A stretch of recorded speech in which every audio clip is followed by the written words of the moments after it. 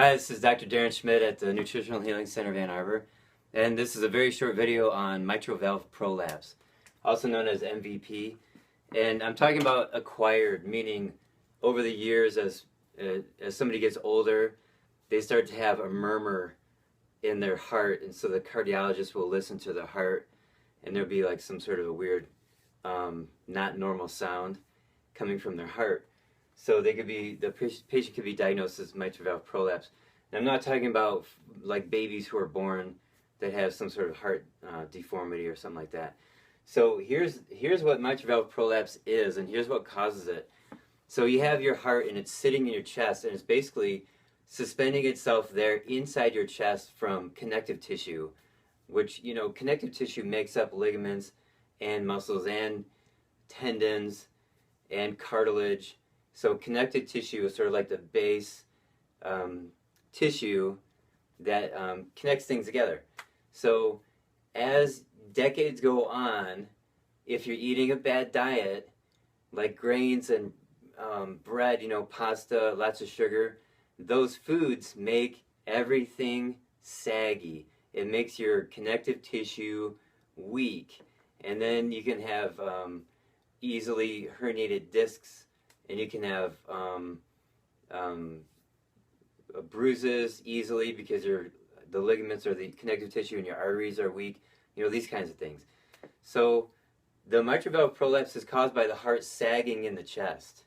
And so when the heart sags, the valves don't line up, so the blood shoots through the valves, and then just because of gravity, the blood will come back, and then the valves close up. Every time the heart beats, it opens up the valves, the blood rushes up, and then they close, and then it prevents the blood from going back into the heart. So if your heart is sagging in your chest, then the valves don't line up very good. Here I'm doing, instead of like this, it's like this because there's an acquired deformity because of lax ligaments and tendons and connective tissue in your body. So the valves close up, and the blood goes back into the heart. And not all of it, but some of it, and that's where the murmur comes in when the cardiologist is listening to the heart. So the way that you reverse the mitral valve prolapse, you have to get the heart sitting back up in the chest correctly.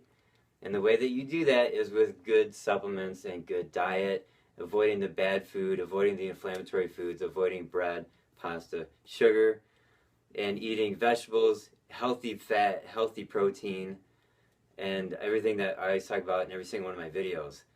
So now I've done this before, and I've been successful reversing mitral valve prolapse, and it took 7 years. This is not a quick fix, and you have to be diligent and don't stop.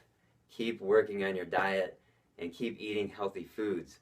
So it took 7 years. I've done it once that I know of.